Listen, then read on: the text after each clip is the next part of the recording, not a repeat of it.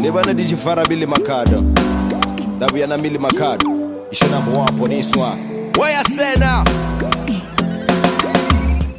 Hello everyone, ndi Millicent Chiwera chisikabo Makado, ndi mdulua macheru baba hamulima venda.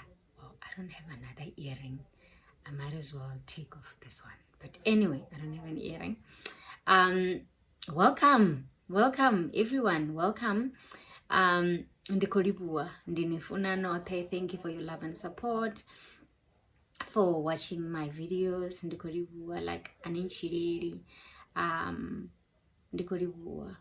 To those that are new here, obviously somebody or you saw or you heard something nice about Millicent that she's doing in this YouTube, and you decided to join. So how about you subscribe to my channel and hit the notification button so that you can be the first one to be notified every time when I upload a new video, because I speak about things that people don't want to hear, things that people don't want to talk about, and I'm here to talk about them. I'm an actress, I'm a financial planner, I'm a baker, I'm a businesswoman, I'm so many things in one, but I still have time to do this YouTube videos. So today's topic is something that I actually never wanted to speak about, and it was my journey with tradition and Christianity. Whether do I believe in ancestors or I don't. I was raised by, obviously I've been saying everyone has two grandparents from both sides, and from my mom's side my grandmother was a Christian who went to a church called Dutch, and from my dad's side my grandmother never went to church, never spoke about church. Like there was no church there, yeah, but she believed in God and her ancestors. And every time, and this is where my story starts, every time when we went to Venda or when we were staying with her, the first thing when you arrive, before you can put your bags in the house, you would put them, there was this specific place that she used to pasa, or patla, they call it upatla, which speaks to her ancestors, right?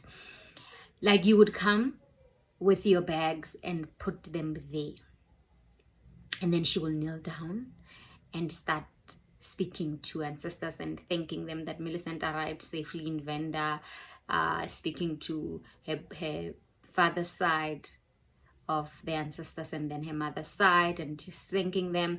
And she would use either water or Harachi Venda, which is liquor, African beer. I had never really seen her use snuff when she was doing that for us, but she would use snuff with other people when people came for consultation. But yes, this is what she used to do. And when we were leaving, early hours of the morning, like around 5 a.m, she would wake us up before you leave, and then you would do the same thing where you put your bags there, and then she would talk to ancestors for the safe travels, for the safe journey for us when we're traveling to go, whether it's a school trip or we were going to Joburg, Pretoria, we were going to visit, like whatever it is that you were going to do. My grandmother would make you put your bags there, and then she would speak to her ancestors for us. So then my grandmother passed away, obviously in 2007, and I then became a Christian, and no tradition, because at church they were like, you can't do this, you can't do that, this is evil, these are demons, no ancestors, no this, no that. And then I completely stopped doing all those things. The lighting is still here. Hey guys, I'm trying, because we've just moved to a new place and I don't really have a space to do my YouTube channels, or else I'm gonna end up doing them on my bed. So I became a Christian after my grandmother passed on, and I didn't follow anything, even though I knew that she gave me the things for me to continue with being a Sangoma, which is something that I don't want to do.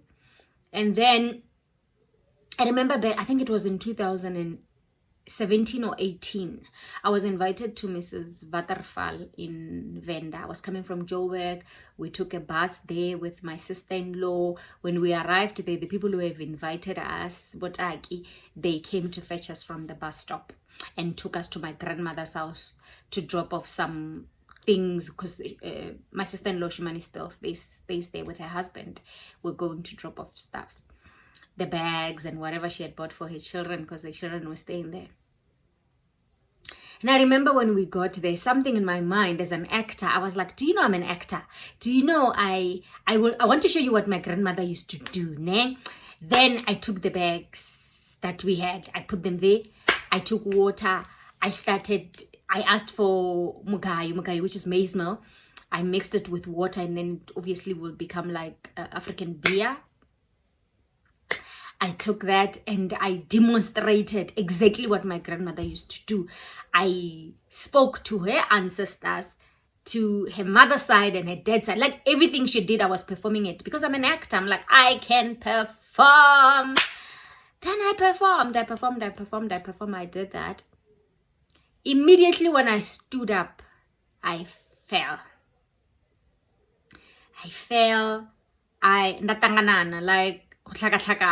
I was sick. Immediately from standing up, I fell, right? And I was not okay. I was sick, I was vomiting. I couldn't sit, I couldn't stand, I couldn't do anything. I was sick. And at that time, I'm invited to an event, which is like 45 minutes away. I have to sleep over there. But when I arrived there, this was around 3. I couldn't talk. I couldn't do anything. I was just vomiting. Like I didn't, at first we were like, we don't know what is happening, with Millicent. Should we tell the people? Millicent might not come to the event. And this was on Friday, right? Went straight to bed at that place we invited, because they had to take me in that car, and we went straight to Waterval. And arriving in that house, they don't even know me. I'm sick. They take me straight to bed. I'm vomiting. I have fluish thing. Like I didn't understand what was happening. Suddenly, Saturday came. I'm still sick. I'm in bed. They don't know if I will be able to do this event. And then on Saturday night, I asked them to get me a chair that I will MC the event seating, because I couldn't stand. Like this was very serious. Like I had never felt like that. I felt like maybe I was dying or something, because the people that I went with, like something is definitely wrong. Saturday night, we went to the event. I'm still sick. Sunday, we wake up. I'm getting worse by the day, and we don't really know what is wrong with me. I couldn't eat. I couldn't stand. I was sick, like sick. Sunday, we come back to Joburg. I go to my place with Shumani. When I slept that same Sunday night, when I slept at my place, I had a dream. I dreamt of my grandmother, the one I was, the one when I went to go actor to be like her in that whole thingy that I was doing there.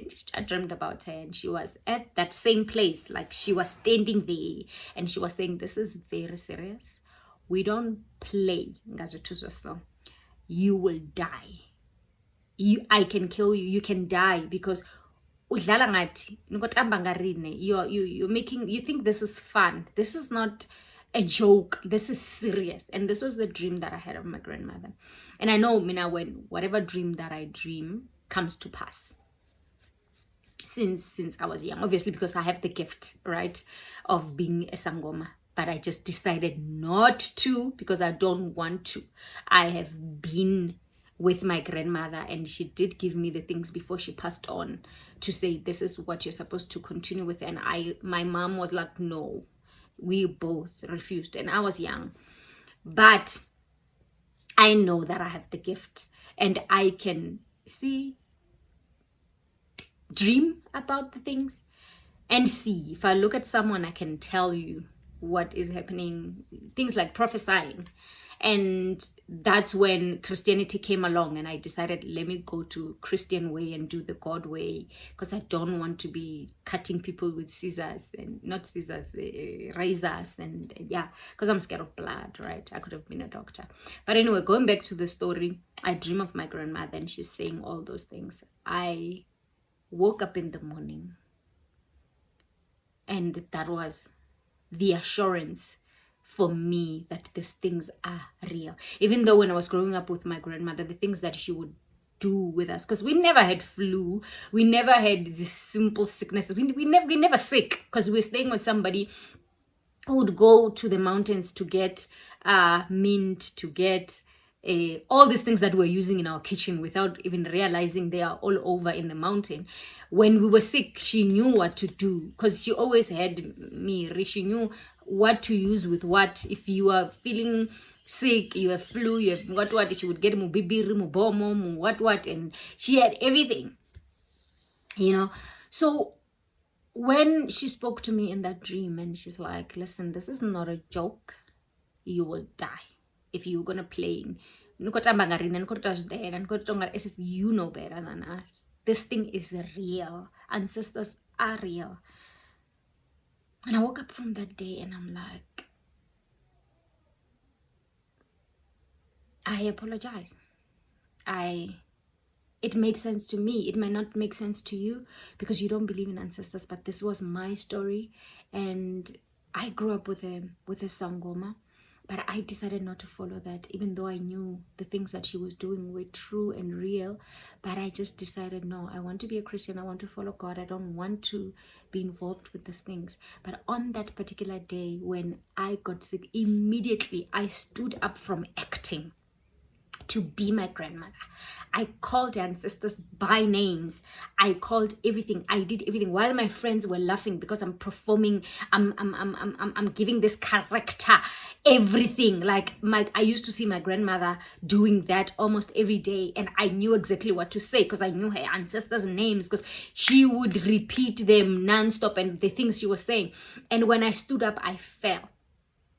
And it was only when I dreamt that all of us, when I told my friends, when I told Shumani, they were like, oh my God, this is deep. So